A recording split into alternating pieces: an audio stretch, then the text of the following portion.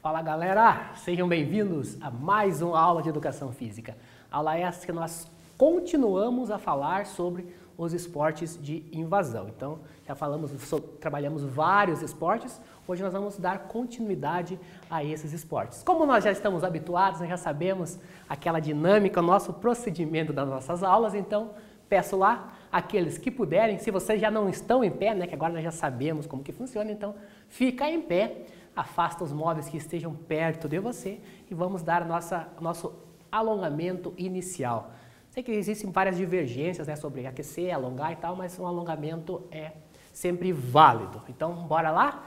Relaxa, quem está em pé, solta as pernas, solta os braços, isso. Dá uma respirada funda, enche os pulmões de ar, solta, vamos lá. Olha aí, 3 vezes.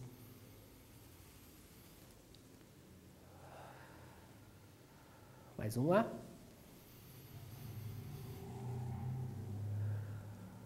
Aí, vamos lá, dar uma mexida no ombro.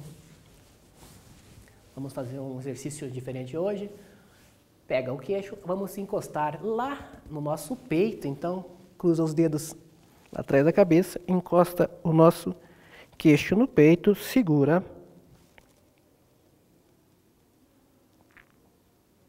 Aí. Agora o mesmo estilo, nossas mãos na nossa cabeça, na nossa testa lá e olha para cima, olha para o teto. Quem está deitado, levanta aí, vamos alongar, nada de ficar parado aí, pessoal. Nosso pescoço para o lado, vamos alongar a nossa região cervical, que sobrecarrega bastante, né, nessas aulas. Para o outro lado.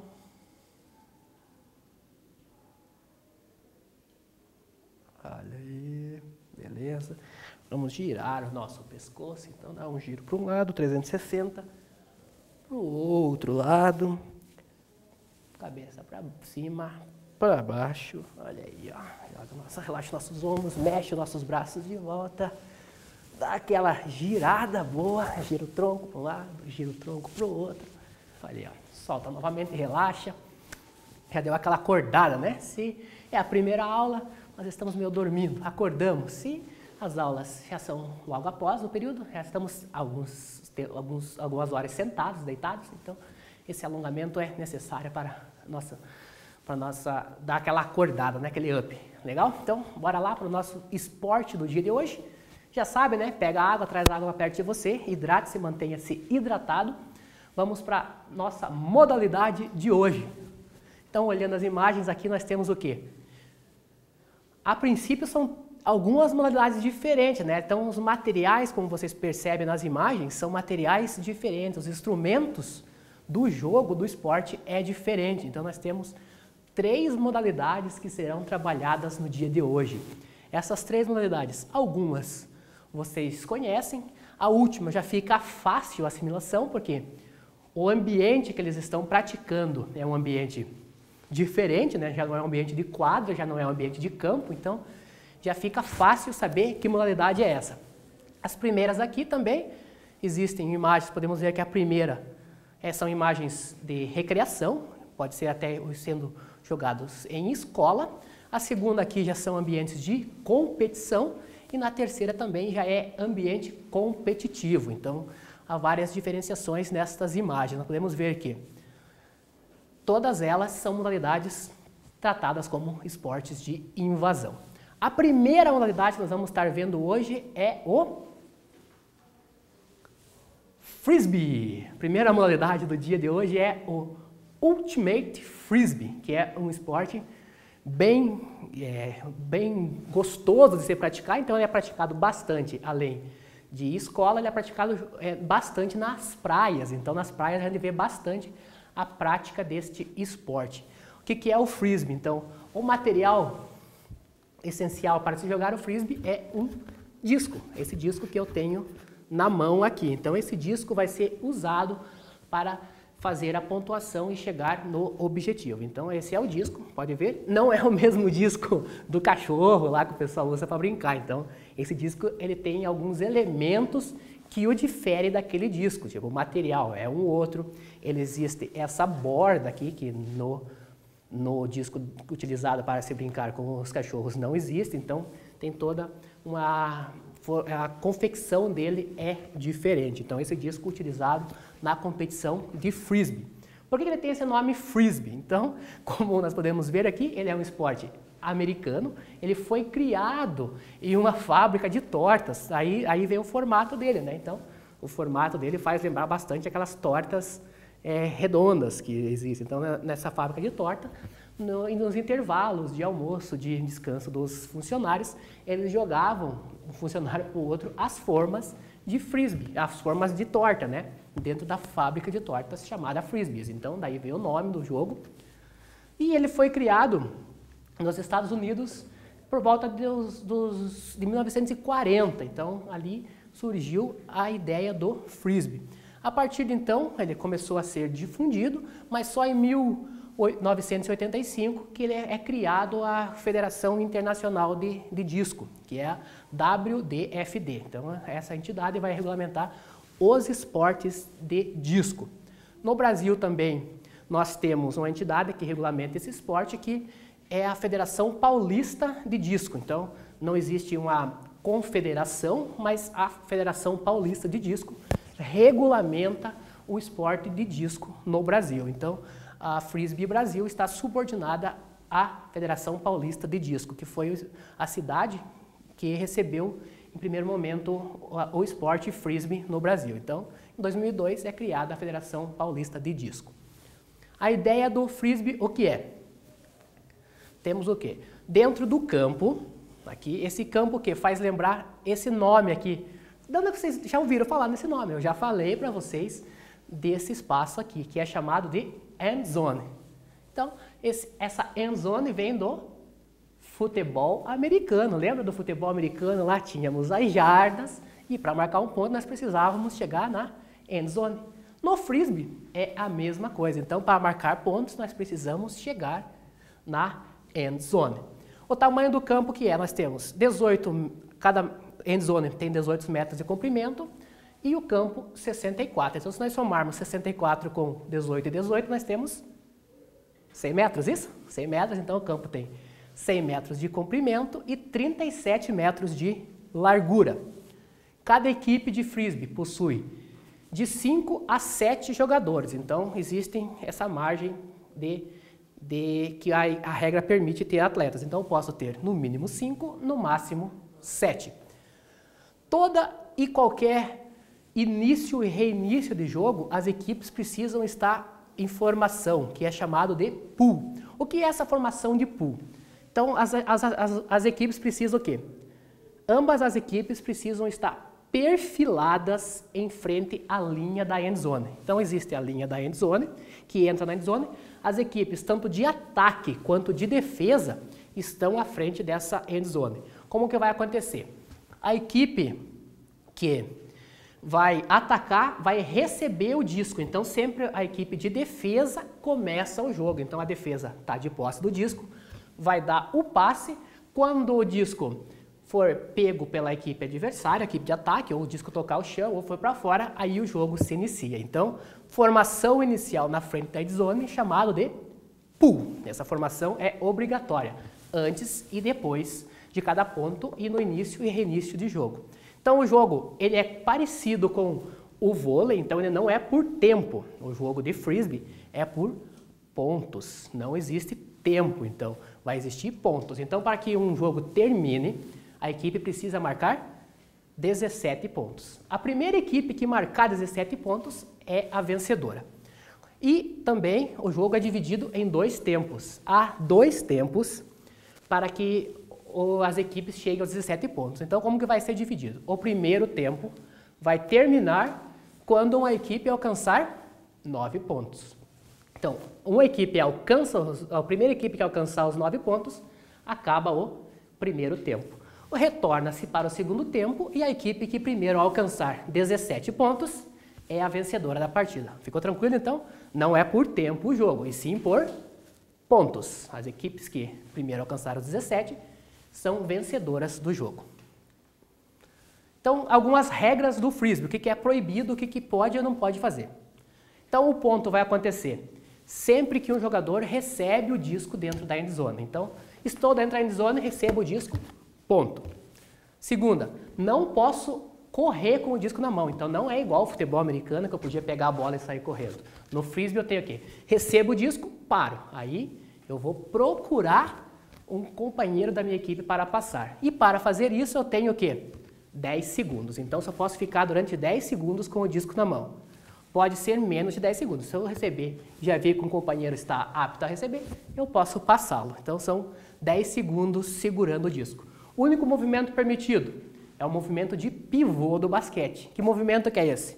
É aquele o primeiro pé que eu tocar no chão vai ser o meu pé de apoio. O resto eu posso movimentar. Então, este movimento é permitido no jogo de Frisbee. Então, eu posso me movimentar, inclusive dar um giro de 360 se necessário for. Então, eu posso estar utilizando desses movimentos para passar o disco. E o último, o disco não pode tocar o chão. Toda e qualquer vez que o disco toca o chão, falta. Não é permitido tocar o chão. Então fica mais ou menos nesta dinâmica aqui, ó. O atleta saiu o disco para o seu companheiro, foi interceptado ali e o árbitro já gesticulou um ponto. Então a pontuação do Frisbee é parecido com a do futebol americano. O árbitro estende os braços acima, marcando uma pontuação. Então essa pontuação ocorreu de uma interceptação de passe. Aqui temos os principais golpes usados para passar o disco. Então ele é parecido com o esporte, o nome é o mesmo golpe utilizado nos esportes do tênis de mesa, por exemplo, que vocês já viram. Então existem dois movimentos básicos para passe, que é o forehand e o backhand. Os dois movimentos que são usados para passar o disco. Nós podemos ver nas animações, aqui nos GIFs, que movimento é esse. Então, aqui nós temos o forehand e aqui nós temos o backhand. Back sai aqui e o for vem de trás, nesse estilo que está sendo retratado nestas imagens. Ficou tranquilo então? Forehand e backhand são os dois movimentos de passe do disco. Bora pro quiz então? Falamos sobre o Frisbee, aprendemos sobre essa modalidade que alguns conhecem, outros não, que é muito gostosa de se praticar também. O espaço para se praticar é bem tranquilo, nas escolas esses espaços existem, então fica fácil, como não precisa de trave, a única coisa que nós precisamos para fazer é de um disco. Bora para a perguntinha do quiz, que é o quê? Quais os principais golpes, principais passes usados no Frisbee? Então, está listado alguns passes aqui, desses aqui, quais que são utilizados no Frisbee. O primeiro, forehand e lob. Segundo, smash e backhand. Na letra C, backhand e forehand. E o último, smash e lob. Então, nós vamos analisar quais dessas informações ali, desses passes, são utilizados no jogo de Frisbee. Beleza? Para essa resposta, nós teremos um tempo. Daqui a pouquinho nós voltamos com a correção.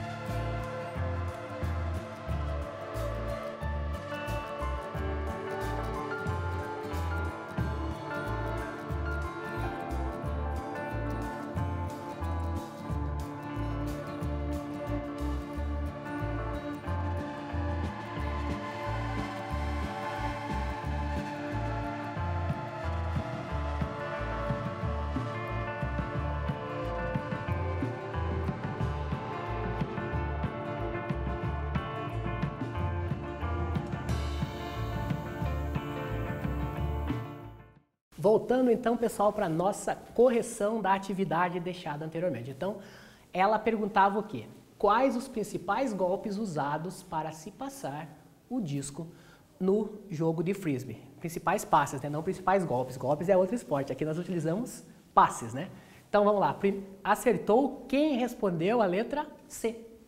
Letra C, isso mesmo, a letra C que trata dos principais golpes, dos principais passes, perdão, novamente, utilizados pro frisbee. Então, que é o backhand e forehand. Então, back e fore. É o mesmo utilizado em vários outros esportes. Os esportes de raquete, todos utilizam esse movimento. Back e fore. Então, no disco é a mesma coisa. Back e fore. A coisa que vai mudar é a pegada no disco. Então, no fore, nós seguramos o disco desta maneira, indicador aqui. No back e no fore, nós utilizamos o disco nesta pegada aqui. Então, ele vai de trás e é passado à frente. Acertou, então, quem respondeu esta opção. Backhand e forehand. Beleza, pessoal? Então, bora para nossa próxima modalidade, que é o netball. Alguém de vocês já ouviu falar em netball? Sim, não? Como que tá? Então, aqueles que já ouviram falar, já conhecem, já praticaram, mas está tranquilo. Aqueles que ainda não o praticaram, vamos aprendê-lo para praticar na escola, né? Então, vamos lá. Netball. Quem de vocês lembra do esporte que nós trabalhamos nas aulas anteriores, o korfball, né? Então, o netball faz lembrar bastante o korfball. Então, voltando para o netball, nós temos o quê? Ele foi jogado a primeira vez em 1890. Então, o primeiro registro do jogo aconteceu em 1890, mas as suas regras só foram criadas em 1901. Então, de 1890 até 1901, não existia regras escritas. Em 1901, as regras foram escritas. Em sua grande maioria, praticamente é só mulheres que jogam esse esporte. Não quer dizer que homens não possam jogar, mas em competições, a hegemonia é de mulher. A grande maioria das vezes, as mulheres que vão estar jogando esse esporte. O que ele é? Ele vai misturar três modalidades que nós já vimos, três modalidades de invasão que nós já estudamos, que é o rugby, o handball e o basquetebol. Então, ele faz a mescla dessas três modalidades e pratica-se um novo esporte, que é o netball. E para regulamentar esse esporte também existe uma federação internacional, que é a INF, que é a Federação Internacional de Netball, que vai regulamentar o esporte a nível mundial. Essa entidade foi criada em 2001. Tranquilo, então? Bora ver como que funciona, como que é a dinâmica do netball. Então, lá, vendo na tela aqui com vocês. Cada time possui 7 jogadores, então vocês podem ver que ali estão distribuídos 7 jogadores. A cesta vai ter 3 metros de altura, então ela é bastante parecida com a cesta de basquete. Tá? A cesta de basquete é a cesta do korfball, então ela tem 3 metros de altura. O basquete tinha quanto? 3 metros e 3, no korfball nós tinha 3 metros e meio. Então, no netball nós temos 3 metros de altura. O jogo tem 1 hora de duração, então são 60 minutos, e ele é dividido em quartos de 15. Então, são 4 quartos de 15 minutos, que totaliza 1 hora de jogo. E vale ressaltar também, como vocês podem ver na imagem lá, os jogadores que podem finalizar as cestas são jogadores que estão na posição GS e GA. Os outros jogadores não podem finalizar. Então, somente jogadores dessas posições GS e GA, como está na imagem ali, podem finalizar. O restante vai somente dar apoio a esses atletas. Então, para a finalização, GS e GA. Tranquilo? Então, existe essa obrigatoriedade. Regras do netball. O que não pode e o que pode fazer? Então, lembra que nós falamos sobre movimento de pivô do basquete? Aqui no netball também existe esse movimento. Então, como os atletas não podem andar com a bola na mão, não é igual ao basquete, que eu podia dar 2 passos, não é igual ao handball, que eu podia dar 3 passos. Aqui no netball, eu só posso receber e passar a bola. Então, eu posso, além de receber e passar, eu posso fazer o movimento do pivô do basquete. A bola não pode ser driblada, então não posso quicar a bola no chão, não é igual o basquete, que eu podia quicar a bola no netball, isso não pode. Então a bola só tem que ser passada. Segurando a bola na mão, recebi a bola, eu tenho 3 segundos para passá-la. Então eu não posso ficar muito tempo segurando a bola. E como eu não posso driblar ela, não posso quicar ela, eu tenho que passar. Para isso eu tenho 3 segundos. Não existe contato físico, então toda e qualquer marcação preciso respeitar uma distância do meu adversário. Não posso chegar simplesmente e agarrá-lo, como acontece no handball. Né? No handball, o agarramento, aquela segurada, faz parte da tática do jogo. Né? No netball, esse contato físico não existe. Também não pode fazer ligação direta, defesa-ataque. Então a bola sempre tem que passar pelo central. Se nós voltarmos nessa imagem aqui, nós podemos ver o quê? O central está aqui ao meio, então a bola sempre tem que passar por ele para fazer a ligação no ataque. Então a defesa não pode jogar diretamente para o ataque. A bola passa pelo central, aí o central faz a ligação ao ataque. Então aqui nós temos a imagem, podemos ver que o central jogou a bola e se locomoveu para fazer o passe para o seu companheiro. Então bola sai do central, distribui a jogada, aí pode-se haver movimentação.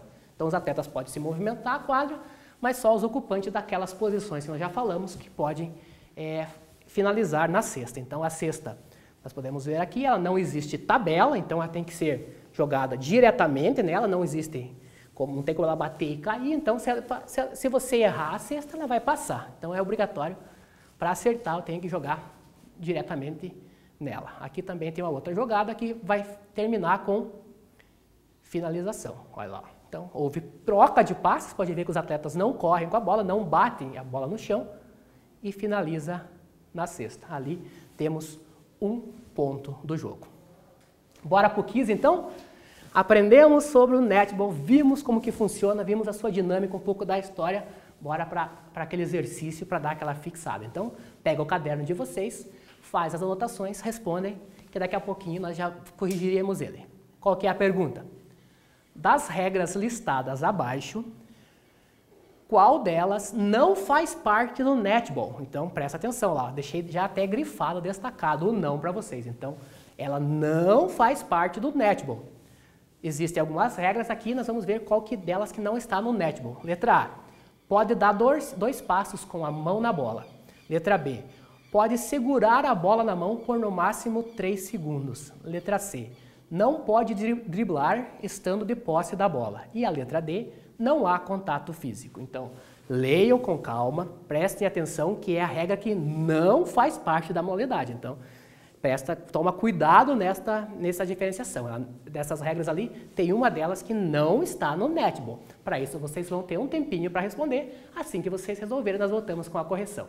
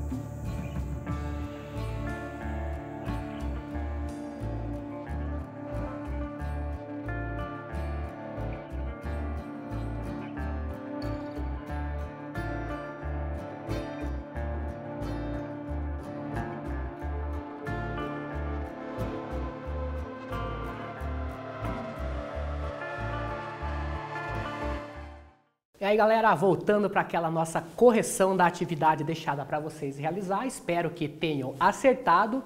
Se vocês leram com calma, leram com atenção, vai ficar bem fácil de resolver. Dessas regras listadas aqui, qual delas, não é do netball? Então, acertou quem respondeu a letra A. Isso mesmo. O que não... Ali está falando o quê? A regra diz assim, que pode dar 2 passos com a bola na mão. Não pode. No netball, a bola deve ser apenas passada. Recebo, passo, posso utilizar o movimento do pivô do basquete, mas não posso andar com ela, segurando ela. Então, acertou quem respondeu a letra A. Então, não pode dar 2 passos com a bola na mão. Tranquilo? Então, as outras regras existem no netball. Então, essas regras aqui estão listadas aqui embaixo, são aquelas regras que regulamentam o esporte. Saindo do netball, nós vamos ver uma outra modalidade. Modalidade essa aqui já é mais conhecida, já é mais difundida, que é o polo aquático. Então, essa modalidade é uma modalidade olímpica, está nos Jogos Olímpicos de Verão, é o polo aquático. A sua dinâmica é bastante parecida com o do handball. A única diferença é o quê? Ele é jogado em uma piscina, então ele é jogado no meio aquático.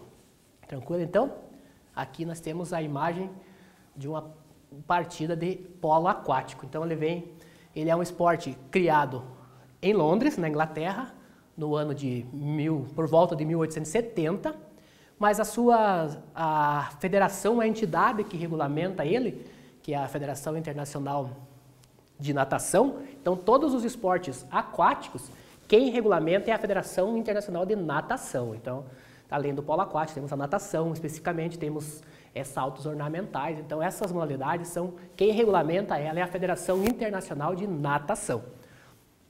Então, em 1908 é criada a FINA, que é a Federação Internacional de Natação, que já falei para vocês, e em 1911 o esporte é regulamentado. Então, cria-se a FINA em 1908 e em 1911 regulamenta-se o esporte polo aquático.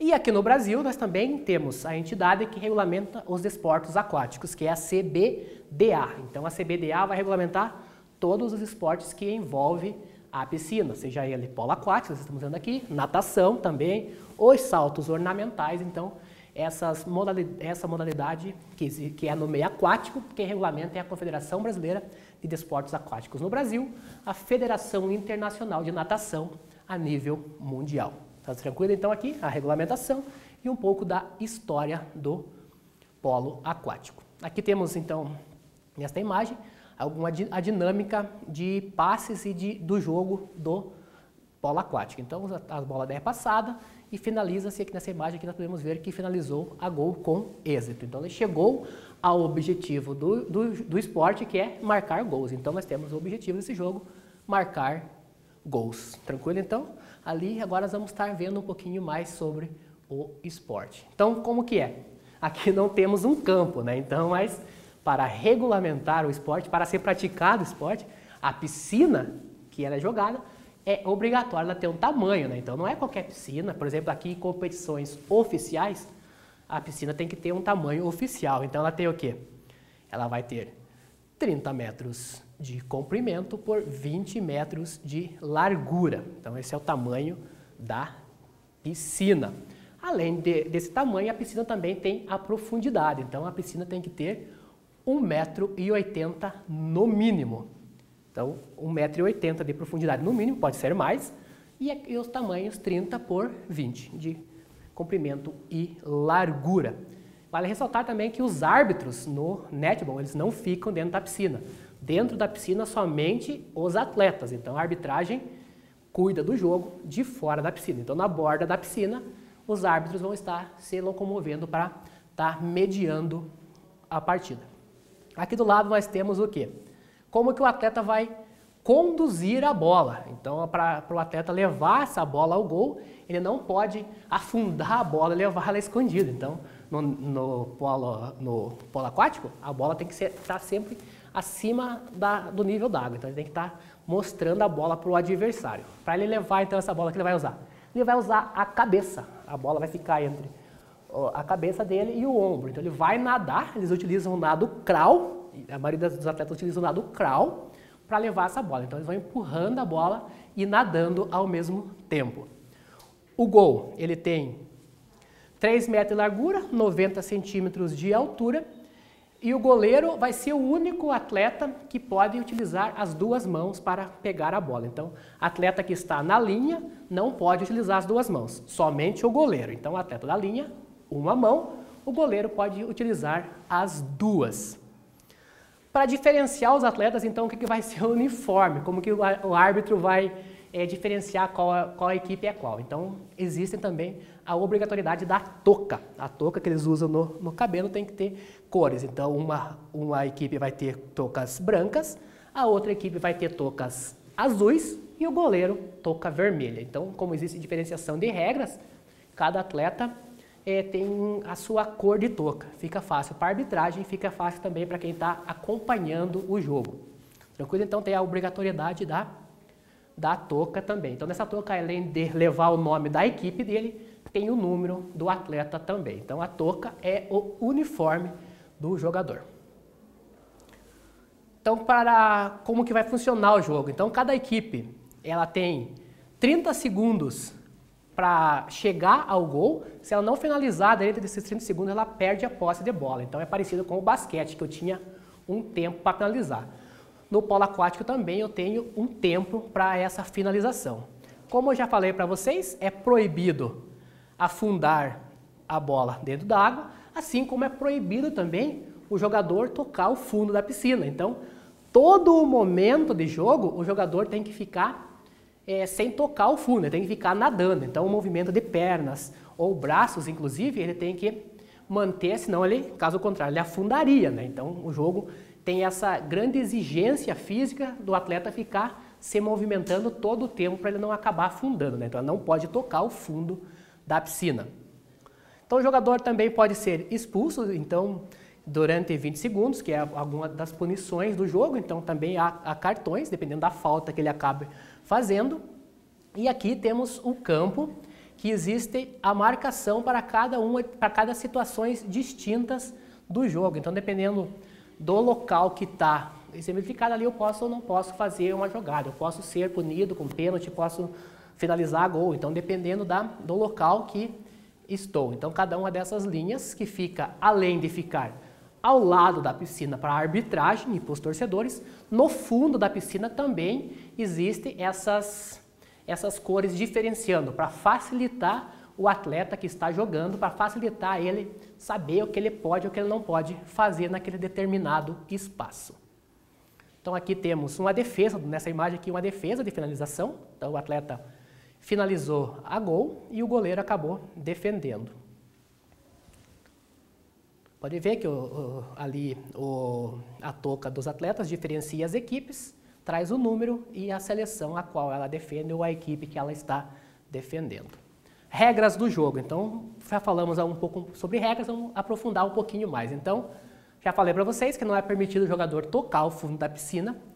Os atletas devem manter cabeça e ombro fora d'água. Então, em nenhum momento o atleta pode também submergir, não pode afundar. O atleta tem que ficar sempre com a cabeça e o ombro dessa região para fora da água, para dar visual tanto para a arbitragem quanto para os seus companheiros ou para os seus adversários. Não é permitido segurar a bola abaixo d'água, então não posso jogar a bola para baixo d'água, que facilitaria a minha estar nadando também. Então a bola tem que estar sempre visível. E não pode jogar água no rosto do adversário. Então se eu estou de posse de bola ali, o adversário chegou a marcar, eu não posso simplesmente jogar água nele. Então isso é proibido, a água não pode ser jogada no adversário. E aqui é o início do jogo. Isso aqui é bem interessante, o início do jogo, por quê? A bola é colocada no meio da piscina. Então, lembra do tamanho da piscina lá? Então, ela é colocada no meio. Todas as equipes devem ficar posicionadas perto da linha de gol. Então, elas ficam perto da linha de gol, posicionadas. Lembra do frisbee que nós vimos ainda há pouco? Então, o pool do frisbee? No polo aquático é parecido. Eles estão perfilados em frente à linha de gol. A bola fica no meio da piscina. Quando o árbitro der a autorização, os atletas têm que nadar até a bola. Então, Assim que o árbitro autorizar a partida, podemos ver aqui em vermelho são os goleiros e o restante da equipe. Então aquele que primeiro chegar na bola, aquele que nadar mais rápido, vai poder dar prosseguimento à jogada do polo aquático. Então é bem interessante essa dinâmica de início do jogo, né? Então os atletas não há uma equipe que começa, outra equipe que recebe. Então as equipes se posicionam e nadam em direção à bola. Aqui temos a troca de passes da equipe, pode ver que as equipes estão trocando passes e finalizando a gol. Então esse passe é bastante utilizado, além de eu poder nadar com a bola, sempre ela fora d'água, nadar com ela, eu também posso passar a bola para o meu companheiro. Lembrando que sempre uma mão, eu nunca posso utilizar as duas mãos para pegar a bola. Então eu passo a bola com uma mão, recebo a bola com uma mão também. Qual que é o único jogador que pode utilizar as duas mãos? Eu falei já, é o goleiro, né? Então, o goleiro que está de touca vermelha, ele é o único jogador que pode utilizar as duas mãos. Os jogadores que estão de touca azul ou branca, somente uma mão. Bora para o nosso quiz, bora para a nossa atividade, então? Quiz time, bora lá, qualquer pergunta, fala o seguinte. Opa, aí já não é uma pergunta de múltipla escolha que nós vínhamos tendo, né? Então nós vamos pegar o nosso caderno, fazer as anotações e fazer um breve relato pelo que fala a questão aqui. Então bora lá. Descreva em seu caderno como deve ser o avanço de bola para se chegar à meta adversária em uma partida de polo aquático. Então vamos lá. Você vai anotar em seu caderno, vai escrever em seu caderno como que é o avanço de bola para que a equipe chegue à meta adversária. Então eu vou estar utilizando alguns mecanismos para fazer esse avanço de bola. Para responder essa questão, para elaborar esse textinho aí, vocês terão um tempo, assim que esse tempo se esgotar, nós voltamos para a nossa correção.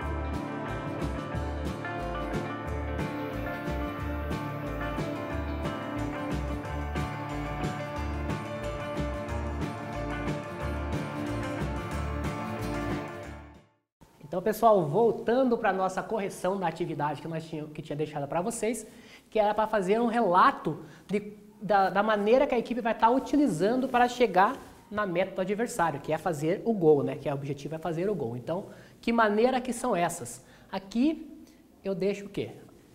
Os principais chaves, as principais palavras que nós devíamos colocar o que era. Então, para levar a bola, eu posso nadar com a bola fora d'água, utilizando a cabeça para conduzi-la, e em segundo, passando a bola. Então, essas duas maneiras são as maneiras principais, as mais utilizadas para se passar a bola. Então, eu posso nadar com ela, sempre a bola fora d'água, ou posso passar a bola para um companheiro da minha equipe. Então, eu posso utilizar essas duas dinâmicas para avançar a bola à frente e chegar assim ao gol, né? Que é o objetivo principal para uma equipe chegar à vitória, beleza? Então, esses dois itens aqui é os que vocês deviam ter colocado, aqueles que colocaram. Parabéns, aqueles que não colocaram, volta, revê a matéria, presta atenção nas próximas que vocês vão estar acertando, beleza?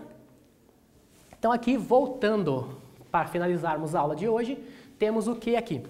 Todos os esportes de invasão que nós já trabalhamos. Então, são todos esses esportes que estão listados aqui, são esportes de invasão. Hoje trabalhamos especificamente frisbee, netball e polo aquático. Então, todas essas aqui são esportes de invasão. Também deixo para vocês nesses links aqui que direcionam a vocês alguns canais que levam a vídeos que vai estar melhor exemplificando dinâmicas de jogo dos esportes de invasão que nós trabalhamos hoje. Tranquilo? Então, sempre procura conhecer mais sobre o esporte, para que assim, quando eu vou retornar às aulas, nós possamos estar praticando eles na nossa escola. Beleza, pessoal? Agradeço a companhia de vocês na aula de hoje. Espero que fiquem todos bem. Até a nossa próxima aula de Educação Física. Tchau, tchau!